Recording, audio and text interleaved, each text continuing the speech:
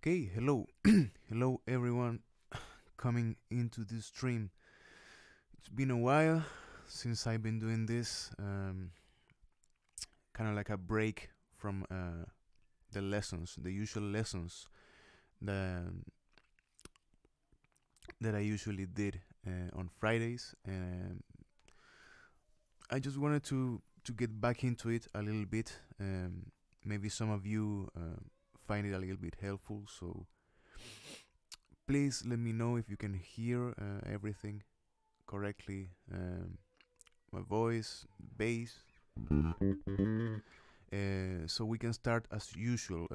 If you're new to this, maybe if you subscribed in the past months, this is something I did usually every week.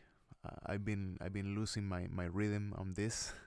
It's been busy times for me, so it's difficult to keep on the consistency of some things.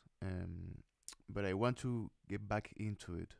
This is time for you to give me questions about your doubts on bass, music, whatever instrument you think of, theory, whatever doubt really that you have, and maybe we can answer together. Okay. And that's it. Okay, so I'm going to be answering your questions for a while. You can ask about a technique, maybe theory, maybe how to play some parts of some songs that I've been uploading. Whatever you want, really. Okay, so that's it. Hello to every one of you coming here. You have a very nice sounding voice, my dude. Oh, hello. Thanks. I'm actually doing my best. I'm not from America, as some of you already know. I'm from Latin America. I'm from South America.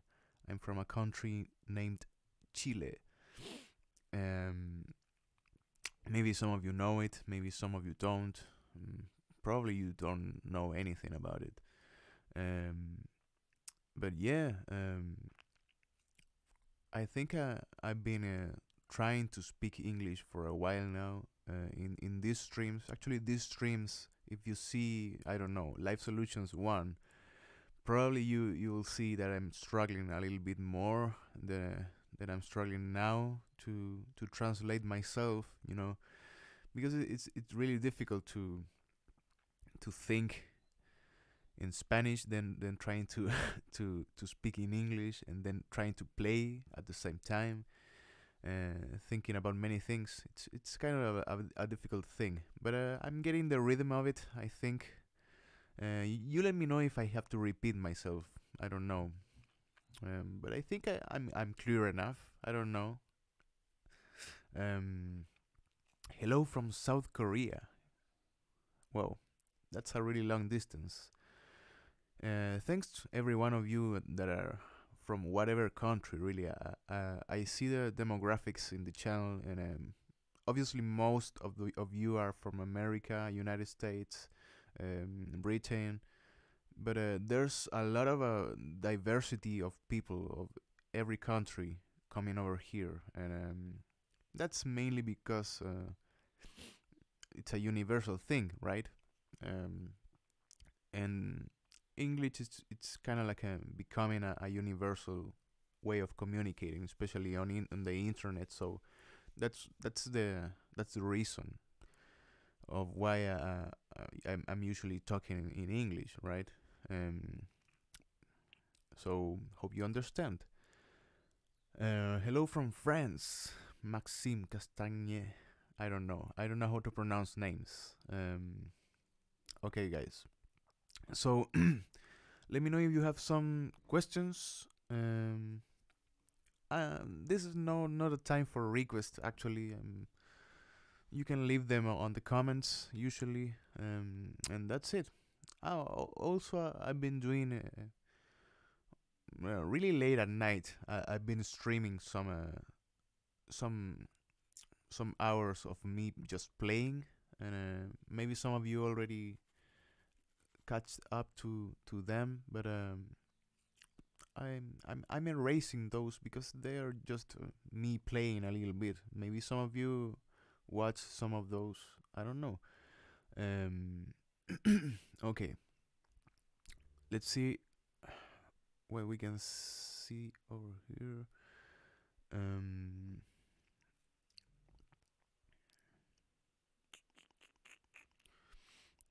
Por cierto, gente en español,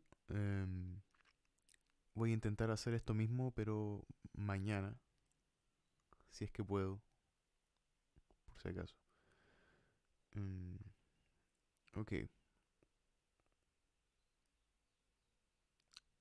I have a question over here. Carlos XD says, "Hi, in Stella was a diver and she was always down. You put some points over the tablature and I try to imitate the sound, but I really don't know how I must play that notes." Okay, let me check the tablature, but I think you're referring to staccatos. Those are the points that I usually put in on top of notes, and they represent a punctuated note, or in other terms, in more strict terms, it refers to playing a note, but playing half of the value of the note and adding a silence of half of the other value. So if you're, for example, playing a quarter note,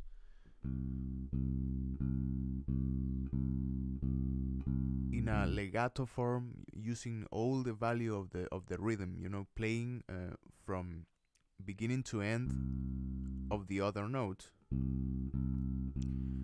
But if you're playing it staccato, you're actually playing half of the value of the note and adding silence. So it would be eighth note and then eighth note silence to complete the full beat, right? So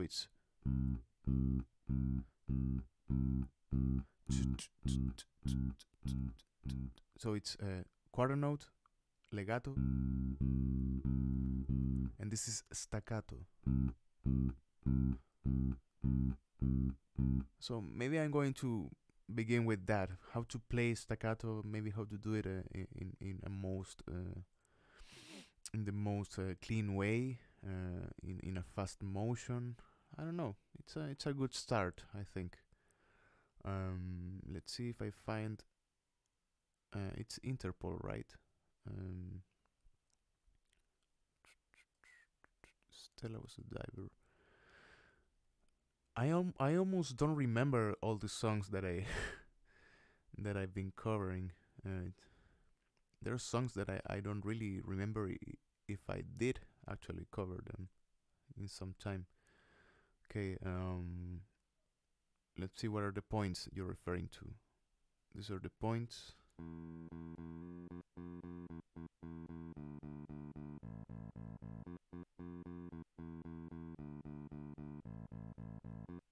For example, that, okay, so you're having this.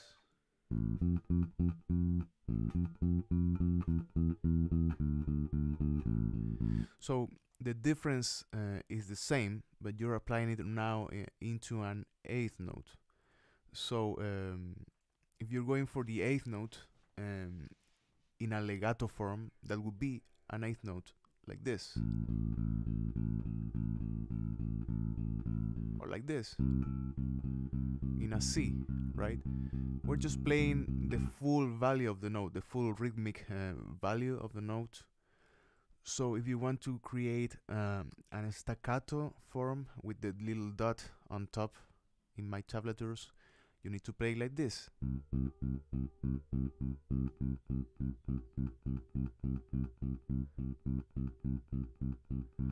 Legato, staccato. Again, legato, staccato, legato. So the thing would be, maybe the most difficult thing would be to switch between them and trying to do some combinations of that, right? But that's it. And the technique for trying to do this, it's a little bit it could be a little bit tricky, and you can use both hands to apply it. I like to use both, actually, not just my right hand or just my left hand.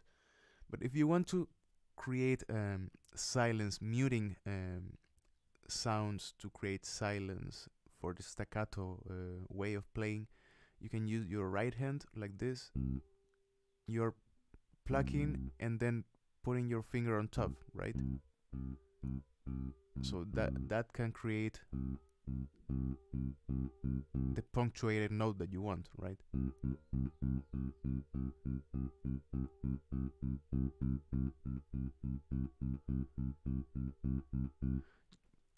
In slow motion would be like something like this.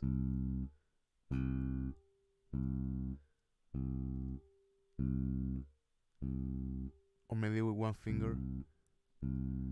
If you're playing fast notes, maybe eighth notes, it's alternating between two fingers all the time, right? Maybe you begin with a middle, then index, or index, then middle, it's the same.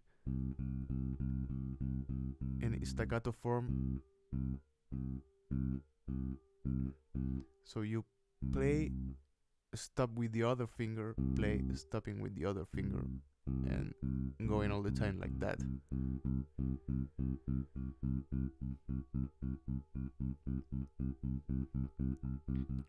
Right? So that's the way of doing it with your right hand. If you want to do the same with your left hand, you can just play normally over here and try to stop the sound by lifting your finger a little bit, so you create silence again.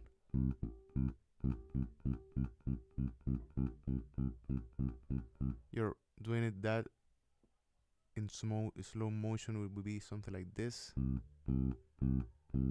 You're adding pressure to give the sound of the note, then you're releasing the pressure and maintaining your finger on the string so it doesn't ring out, right? And that would create a kind of like a silence, right?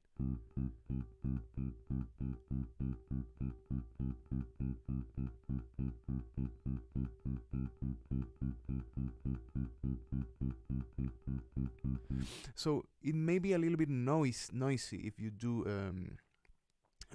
this one, or maybe just this one. You may have a little bit of insecurity on the cleanness of the sound. So that's why usually when I'm confronted with staccato notes, I'm doing both of them. So I'm doing the silencing over here, and I'm also doing the silencing over here. So you have full control, and I think you get a little less noise. So I'm going to do it now with both.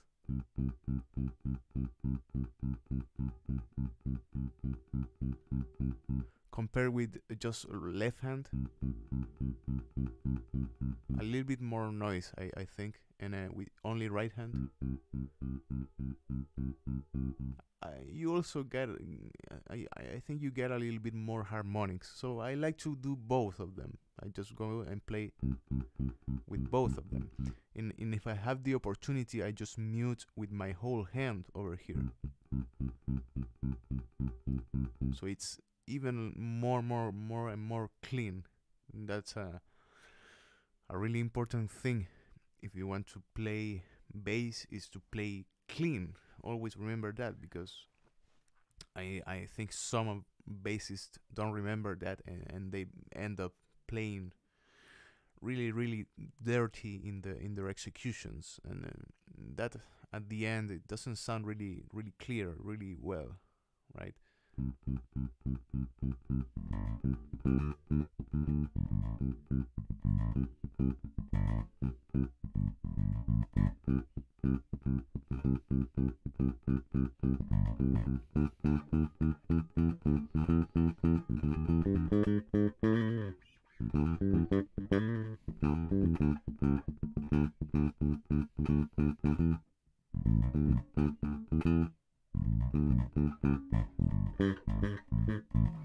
Right?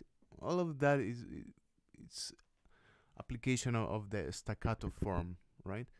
A staccato way of playing. So those are the little dots on top of the score. or tablature that I'm always adding. Not to be confused with a dot to the right of the note. Um, when you're adding a dot to the right of the note, you're actually extending the value of the rhythm, right? So if you have, for example, a quarter note with a dot on the right, you're actually playing a quarter note plus the half of the value of the original note. So you're playing quarter note plus an eighth note, right? Um, and that creates different types of rhythmic things that you can do, especially for writing. It's a little bit more easier to write dotted notes than just you know, tying some notes and doing other things, right? So those are the type of dots that you may found, and it may be a little bit confusing at first, right? Um, okay. Um, Someone is asking about a ghost song, and funny enough, I was just preparing some things. Um, I know I said I'm going to take a break and all of that, but I that means I'm going to go for less videos this month, trying to take a break, kind of like a vacation, I guess. But I just wanted to do some things, and I picked up a ghost song that it's coming up maybe this month, right? So so that's it. Are you ever going to buy another bass? Says Liam. Um, Actually, that's a thing I've been thinking about a lot of uh, a lot of years, relating to why should I change the instrument, right? It's been working for me for a long time. This is actually the only bass I actually had from a long time, about 8 years, maybe coming into 9 years. So it's really a long time of playing this only bass, and I've been playing others, uh, but not for a long time. Just testing, right? And I really like the sound that I can get from it, and I think I can even improve more than I think. On this instrument, just in this instrument, I don't think I need to change it for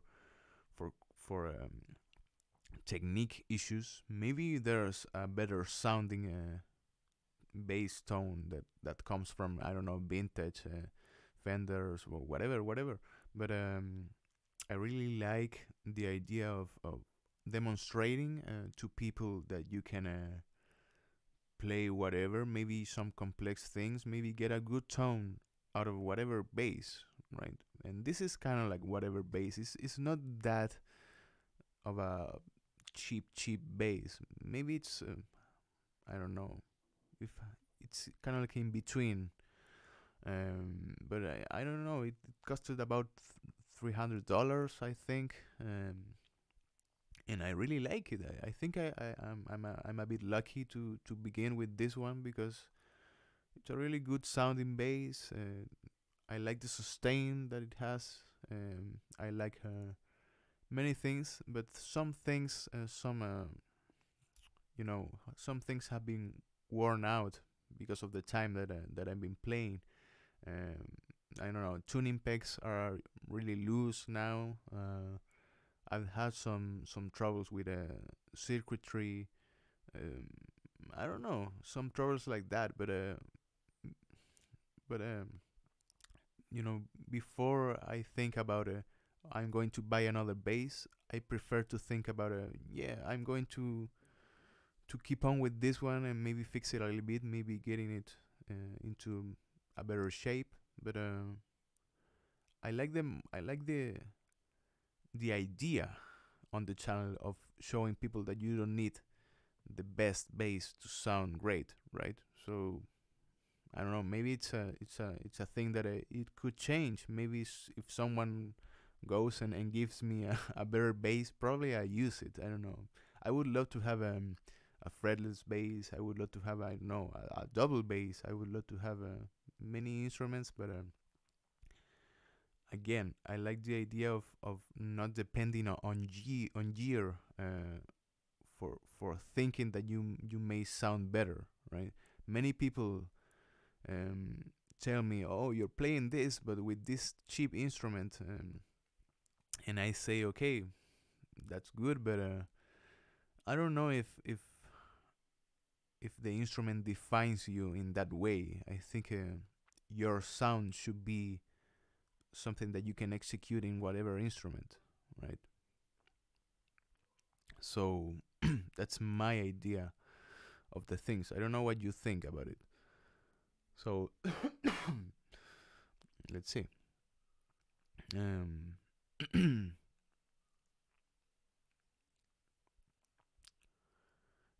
favorite punk bands. Sorry if this was asked, but Where are you from? I'm from Chile. It's a country in South America. And favorite punk bands. I gotta say, I'm not the best on a listening to punk records or whatever, but I've been covering some songs that I really liked. I really liked the idea of punk and just the the interpretation that comes from it, the attitude, of course. But I think I need to go a little bit more into it. So if you want to recommend me some albums, maybe I'm going to listen to them because. But yeah, I've listened to Rancid, maybe some Sex Pistols. What else? Um, I don't know. I think I listen to more punk rock than just plain punk, right? But I really liked Blink in one time or another, but not that much. Um, and what is your favorite genre? That is a really not a question for me because I listen to a lot of music, you know, um, because of my job and because of who I am. Actually, I listen to a lot of different music, and I'm not always staying with one favorite of anything. So I love it when people ask me about favorites over here because I never know how to answer. It's difficult because I'm a really eclectic person. Uh, Sometimes I've been listening to something else. Now I'm really into jazz. I gotta say, I'm really listening to some records, listening to and trying to play, and actually trying to go for playing walking bass to playing to improvising. Maybe you've seen some of that in the streams in which I just play because I'm always thinking about songs that are kind of like in that genre. So now I'm really into jazz. I gotta say. Um, Listen to early Misfits, says Cameron. I'm going to, for sure. Um, Favorite jazz standards. Maybe that's something that I couldn't actually respond a year before, but now I can say I've been playing some standards. Obviously, I started with the most usual ones, Autumn Lips and whatever.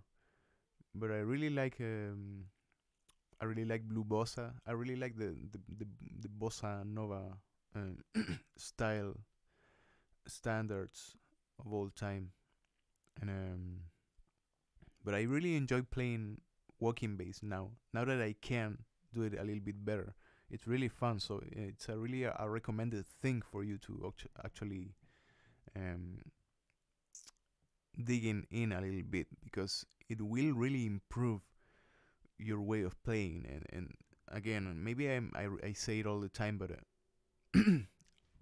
after knowing, of course, names of the notes and all of that, it's really important to know scales and arpeggios and knowing harmony to actually know what you're doing in the song, interpreting right.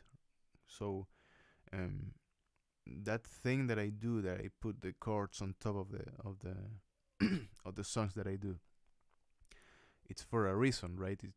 For you to understand the harmony, the chord that comes in that measure, and that is really really important to begin knowing a little bit of a, I don't know, where are the notes that are from C major, for example. You know, C major is composed of C, E, and G, and you should know how to go for all those notes. If you extend that harmony, it's C, G, E, C, E, G, and B, right? The seventh. So if you go with all of those notes and finding them all around the instrument, that would really, really, really improve the way of your improvising and actually many other things. Okay, many people always ask how to improvise, and that's a really, really long road. But first, you need to suffer a little bit. You need to go a little bit with the tedious part of knowing where are you standing when you're playing. I know I use a lot of tablature, but that is for confronting with people that just want to learn easily and have the patterns locked and all of that. But knowing the notes, it's really a vital thing. So you should always think about that.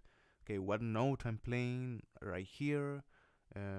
Where's the full arpeggio of the chord and all of that? So that's some things that I'm really thinking about implementing in the channel sometime, right? Maybe doing some lessons about that.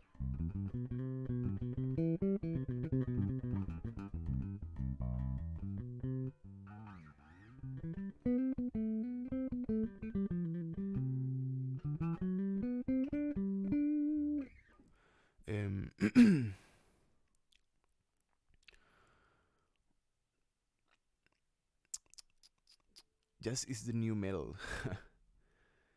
I don't know.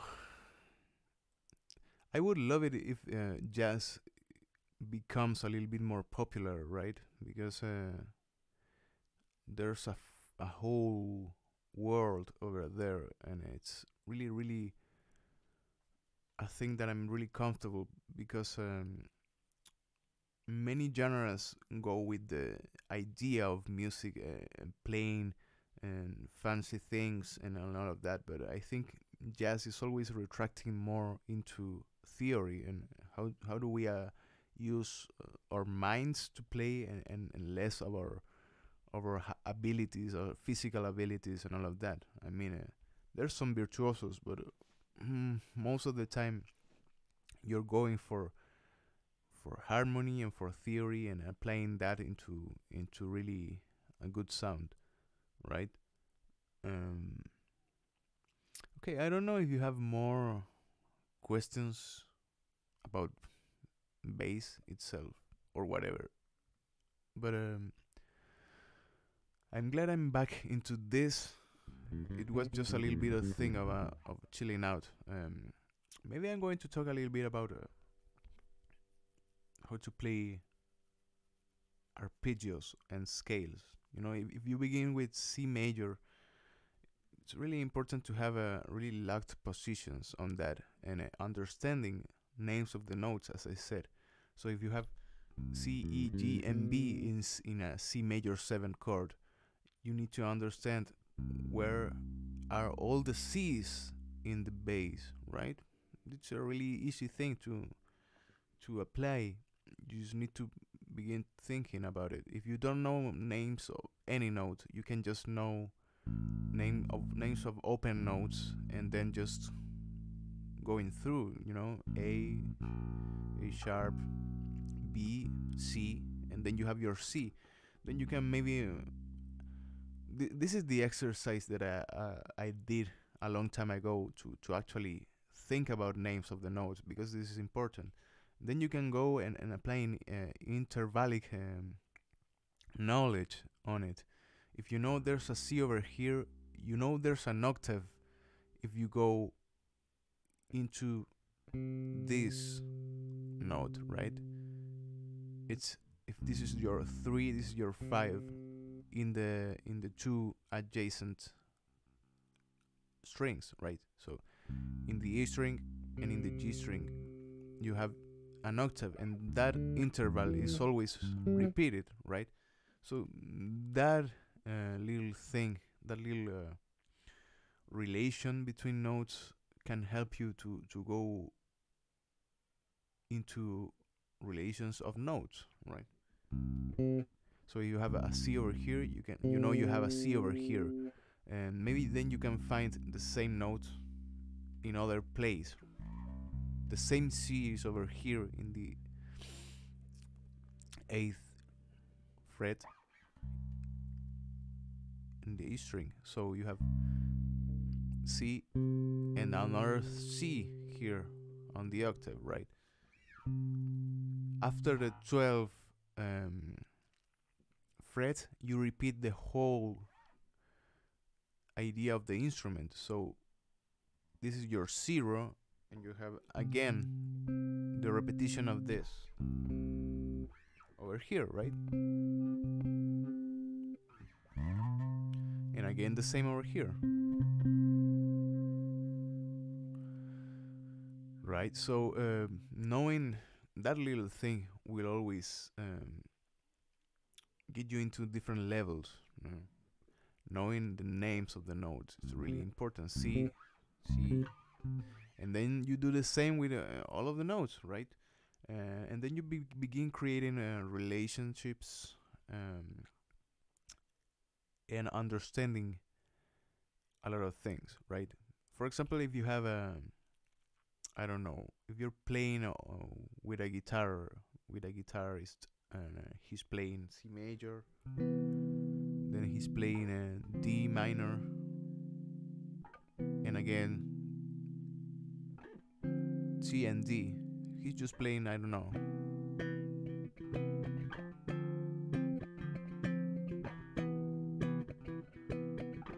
the main thing that you as a bassist would like to know and would need to know is how what do I do over that he's delivering to me? What do I do over chords, right? And obviously there's rhythmic values on that, but there's theory behind it. Knowing if I have a C major chord and I want to play on top of that, I need to know what notes do I have to play. Of course, the easy way is just thinking about the root note, the name of the chord, the note that gives the name of the chord, and just playing on top of that, right?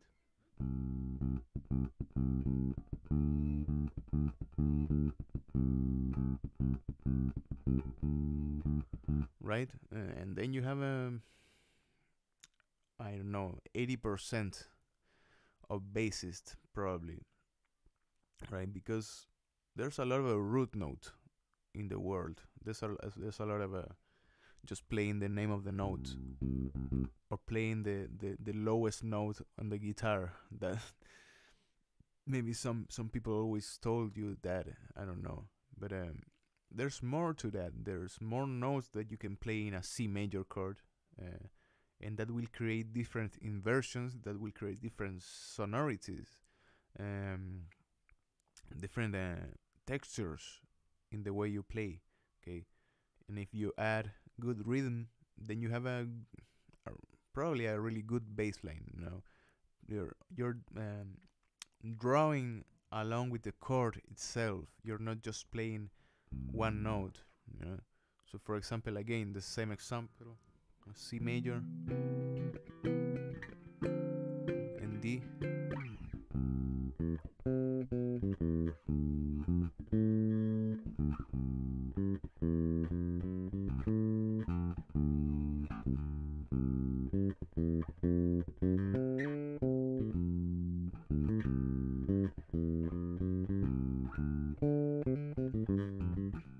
I don't know, but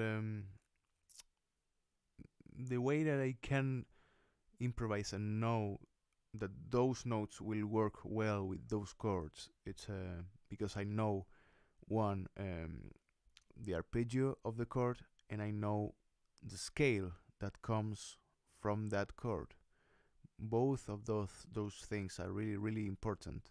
Okay, and I really wish that someone would say this to me some years ago, right? Because if you want to really improvise and you want to really create a good line, you need to know mainly those things and some others, and you will really improve theoretically in your way of playing. You may not know how to do, I don't know, 16 note triplets in a really fast tempo, but you will know how to create a good line, and that for me it's really a little bit more important, right? I don't know. I don't know what you think about that, but always go for that. I would say go for a more mind than what any other thing.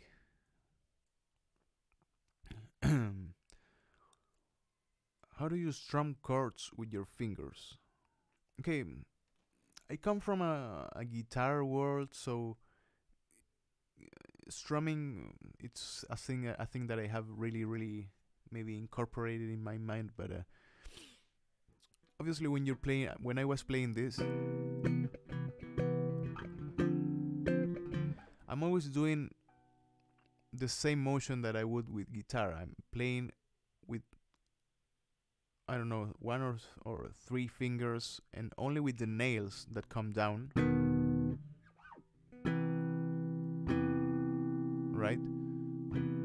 And the movement is always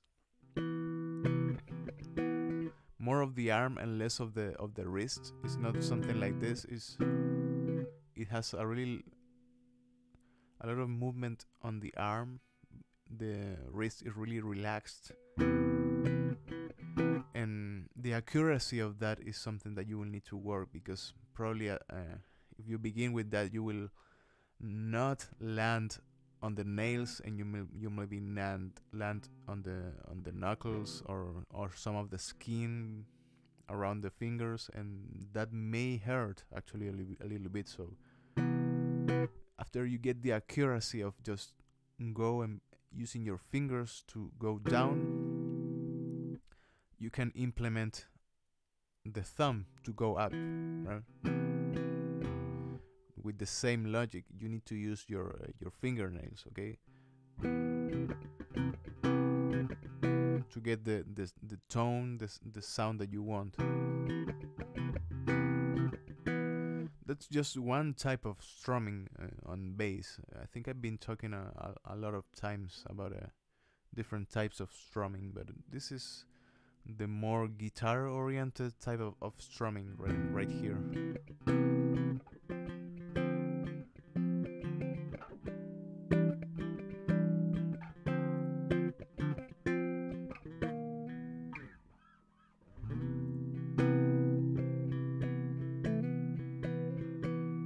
Right? So always take care of that. Always nails, a loose wrist, and a movement of the arm most of the time for doing that. Then you have other types of strumming like this one.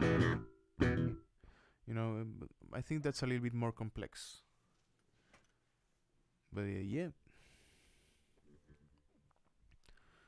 How important do you think theory is with progressing with bass? I think it's really, really, it's for me it's vital. I think it's really important if you want to be a good bassist. In difference with other instruments, to really be a good bassist, you need to understand more things.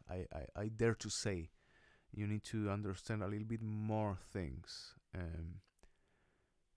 You need to understand always in what harmony are you playing. Yeah, you need to know I think a little bit more theory than I don't know. I don't know. Maybe as a musician, you need to know more theory to get into it, right? But it's really really important, because with the bass itself, it's difficult to just go and be noted as a good bassist if you don't know any theory on it. I don't know, but again, that's an example for whatever musician. It's important for whatever musician to go into next levels. I would say, to know some theory. Maybe not all of it, but again, as I said, knowing where you're standing harmonically, it's really really important if you want to improvise and if you want to create, right? You can create and improvise just guessing. I would I don't know, just guessing what sounds good, but it will be a really long way. You can't just guess for years and years of what you're doing, or for years and years doing the same things, right? You will get bored, you will get probably worn out. So that's the importance of it. I would say maybe some months ago, I was just a little bit bored of trying to improvise and playing the same things over and over. And then I began to just go into it and understanding more theory, understanding more of what you can do, and again, what notes, what arpeggios you can play over chords, what is the scale that you can play over it, and that's the base of it. And then you understand a little bit more things like substitutions and passing notes and other scales that you can apply into the same chord, whatever. And that is knowledge that you will get in your mind, and then will be applied into your instrument, and you will actually get better ideas. It's really interesting. How many calibrations you do to your bass in a year? I'm always kind of like adjusting the bass, because depending on the songs, I have to most of the time lower the action, raise the action of the strings in the bridge. I'm all the time adjusting over here. I'm always adjusting intonation most of the time, maybe once a month. I don't mess that much with the truss rod, but I think I like the inclination now of the instrument. And all of those things I'm doing by myself. Actually, it's not that difficult once you lose a little bit of the fear that people has of getting into your own instrument, right? So I'm always trying to adjust, and if I feel something is it's not going well in sound or intonation or whatever, I'm adjusting myself, right?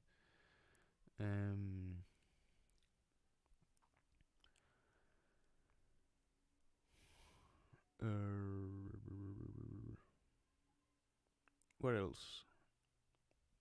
What's a good way to learn how to make melodic bass lines? I mean, knowing what notes will probably work together. Again, same deal, right? Same example that you can achieve over here. I'm going to play a little bit of a backing track. I don't know, whatever backing track in C that I can find. Maybe we can talk a little bit about that. I don't know, backing track. I'm always using C major because it's easier to go for it if you have no alterations, right?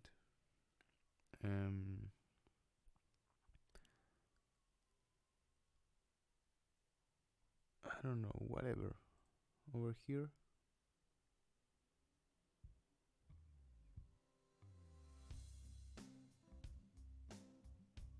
Okay, this is C major. This is A minor, and this is F major. I think it will be all the time out of it. You have C major, G major, A minor, F major, right? So before, if you're confronted with that harmony, you need to understand a little bit of some things behind all of that. So I'm going to try to go the easy and fast way to understand it. First, you need to know the relations between those chords. Okay, C major. If something is in C major, will usually begin in C major. But if you're confronted with with a score, it's easy to know when you're in C major because you have no sharps and no flats in the key, right? And then just understanding, if you have C major, then you have A minor. I mean, you have G, then you have A minor, and you have F. Understanding what are the notes that create those chords. Again, C major is created with the notes C, E, and G. Why is that? Because you form chords over thirds, right? You form chords when you put notes one on top of another. In this case, 3 notes create a C major chord. All of this, C, G, A minor, and F, it's in a C major scale. Okay, you first need to understand the difference between scale, chords, and notes. That's really, really important. I hope you know that. So C major scale is something like this.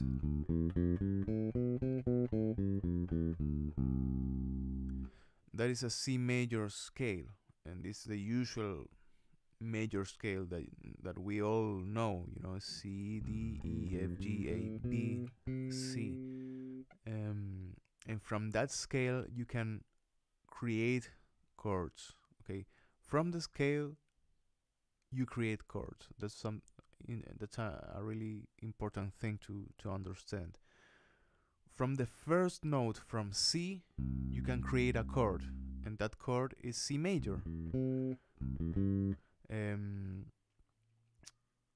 How do you create that? It's creating thirds one on top of another. A third is an interval that you create when you go and skip one note. For example, C, D, you skip and you go into E. From C to E, you have a third. If you go and create another third on top of always thinking about the same scale, you will have E, then skip F, and you go into G. So you have C, E, G. Then you have a C major chord, right? Just putting one note after another, always thinking about the major scale. You're never going out of the major scale. So if you don't know what note goes on top, you just think about the major scale, right? So you have C major. If you do the same with G, A, B, C, D.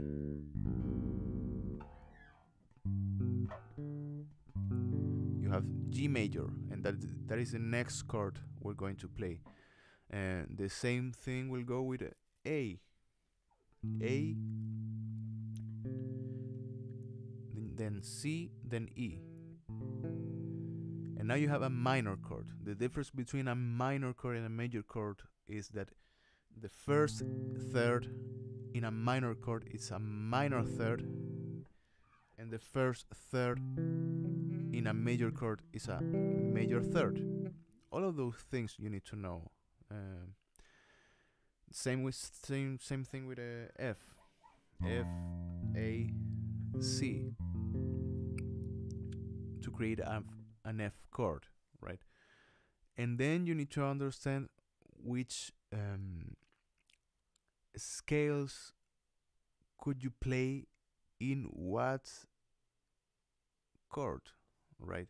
And that is a really more difficult thing to understand. And then you begin going into modes, right? So modes are just picking one note from the scale and going from that note into the other octave of the same. So you have C, from C to C, you have the C major scale, but it's also called the Ionian mode. If you go from D to D in the same scale, in the same C major scale, but you go from D to D, then you have the Dorian mode. And the same deal with all the other modes. It's going from the note, for example, E to E, and you have the Phrygian mode, and then you have the Lydian mode, Mixolydian, Aeolian, and Locrian, right? Knowing all of that, again, it's really, really important. And you can find a lot of theory related videos here on YouTube, and books, of course, for that. But I think I'm always going to repeat myself on that. But for now, we will always go first understanding the arpeggio of it, of all of this. For example, if you have a C major, you have C again, C, E, and G, right? So you know those notes will sound well with a C major harmony if you play them on the chord with your bass. And the same with G. If you have G, B, and D, they will sound good. Whichever note you land on, maybe some of them will have less or more importance in the time that you're playing them, right? And the same with A, C, and E create a minor chord, and then you have F, A, and C to create an F major chord. But again, most of the bass creation in a lot of bands and a lot of bassists is referred to just playing the root note, the first note, C, G, A, and F. So I'm going to just go with that for the first view of it. So you have C, and you can just play C, the note C, then the note G, then the note A, and the note F.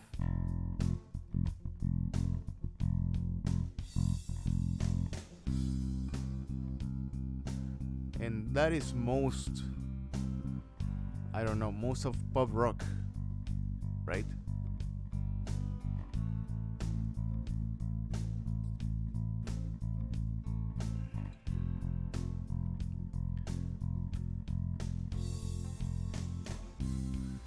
But after a while you may get a little bit bored. I'm just playing the roots, right? It's something that you may get a little bit bored. I don't know, or maybe you want something else to add than just playing the roots of the chord. Maybe adding something that's more creative, right? Maybe all of us want to go into that aspect of music. So that's why you go and try to extend your playing by knowing all of these things. By knowing that now if I'm playing C major, I can go over here, but maybe I can play the fifth, the G. G is part of C major, so I can play it and it will sound good. And now I'm going to apply the fifth of each chord, right?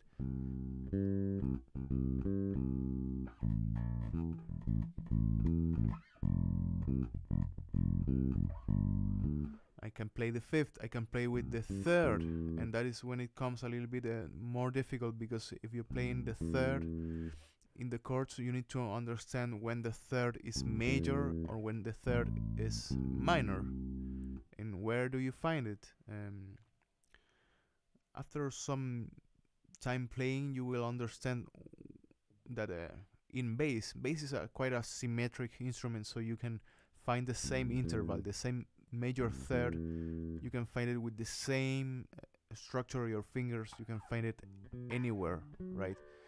Anywhere that you have this relation between notes, you will have a major third, and that will be the case for every interval. So you can apply that and then create some muscle memory, some physical memory on where do you have my minor thirds, my major thirds, my intervals, my octaves, right? So now I'm going to try to demonstrate you some things. I'm going to play the same thing, but I'm going to try to apply some knowledge of just doing the three notes that you can play over each chord, over C, over G, over A, and over F. And you will notice, of course, the change on it. I don't know.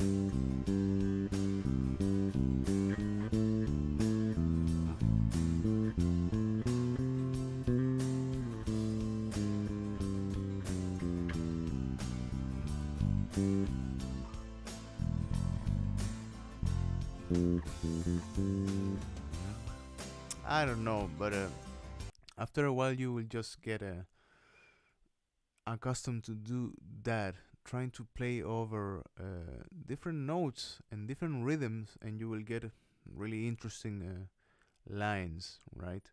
There's a lot of work over there. There's work in the physical aspect of your instrument, and after you know all of that, in a way, you can begin playing over a more theoric approach and trying to understand what can I do to create different interesting things, okay? And you can get a lot of inspiration from covers, from playing covers, from knowing what the guy is doing, and that is why it's important to go and see, okay, he played this, but he played it on top of what? On top of what chord? When you know that you can play and replicate something that some bassist did on top of a chord, you can go and say, okay, he did this on a major chord. now I can do something like that in my approach on a major chord, right? On that degree of the scale. And that is something that is important also. There's many theoretic things that I want to approach, but I want to do it more in a theory oriented stream that I want to implement sometime, and that will be less bass and more writing and more understanding theory. So if some of you want to do some of that, you can say, and we can do it, right?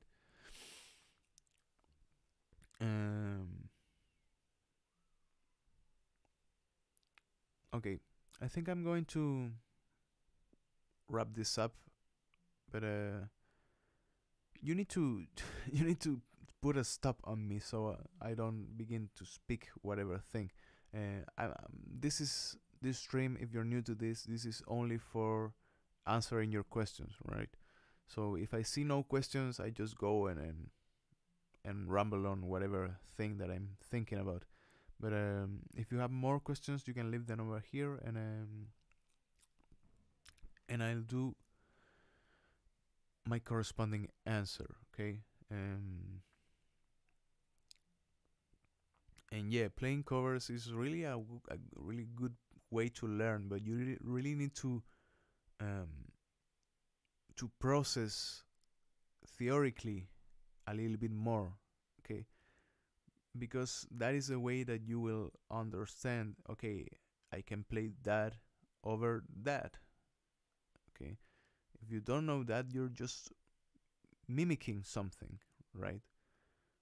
So that is the importance of theory, in my opinion.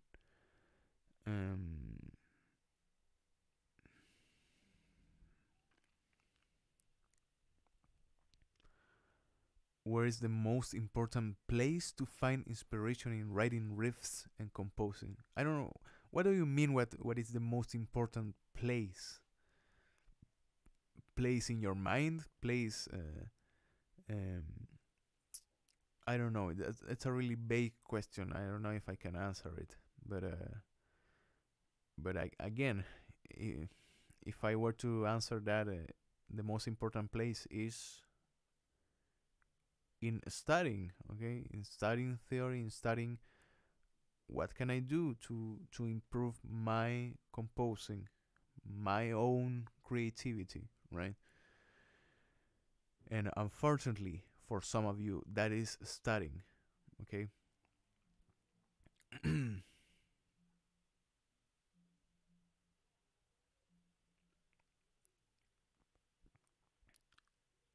Of course, if you're really struggling with some physical things, you're maybe not that into studying if you can't interpret well, right? So I understand if you're struggling with an, I don't know, on how to do a better staccato, how to do a better ghost note, how to do a good slapping sound, how to do whatever other technique on the instrument itself. And that is fascinating at first, and it's important. But then, when you know those techniques, you will begin to think, okay, what can I do with these things that I know, right? It's, knowing slap well will not get you into creating a good funk line, and creating a good funk line will give will be requiring of some other things that just knowing slap or knowing I don't know, octaves, right? You need to put this all together, and for that you need to read a little bit, to study a little bit, and understanding some things, right? And replicating things that other bassists are doing, and that is why tablature is important for the channel, and for people to understand, okay, that pattern is good, how can I apply it, how can I go and play the same thing, right?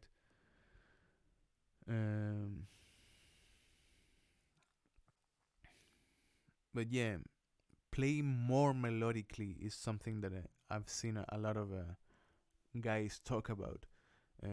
Bass is melodic in itself. It's melodic, it's harmonic, and it's rhythmic, and that is why I like it that much, because you have all the levels of music really inserted in it. If you want to create a good bass line, you can create a good bass line only with the root, only with the C, but maybe creating different rhythmic patterns and something interesting, right? Then you have the rhythmic aspect of it. You can create harmony if you go and maybe do and play the ninth of the chord and see how it sounds, or play other type of harmonic interesting things.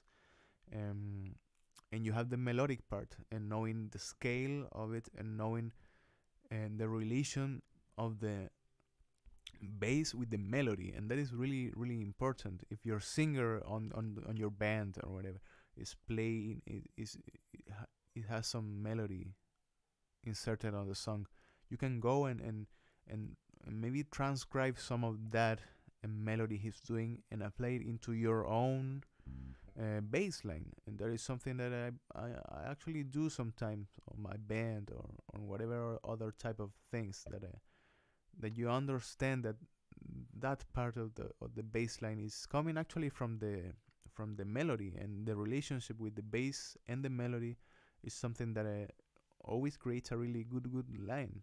Okay, having the melodic aspect of the high voice, or maybe if you're in an instrumental band, of whatever instrument that's doing the lead, right?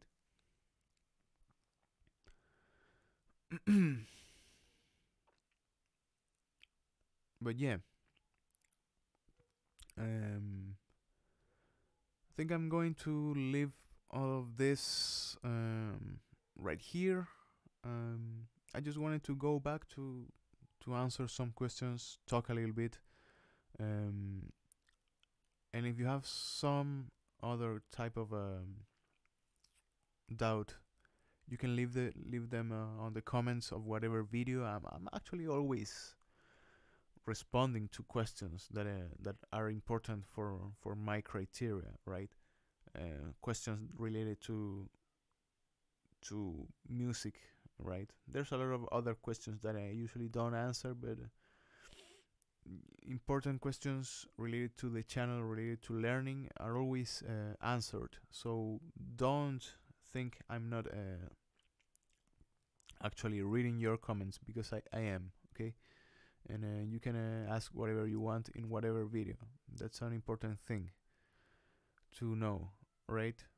So that's it, guys. I'm going to leave, and thanks to all of you that were present over here.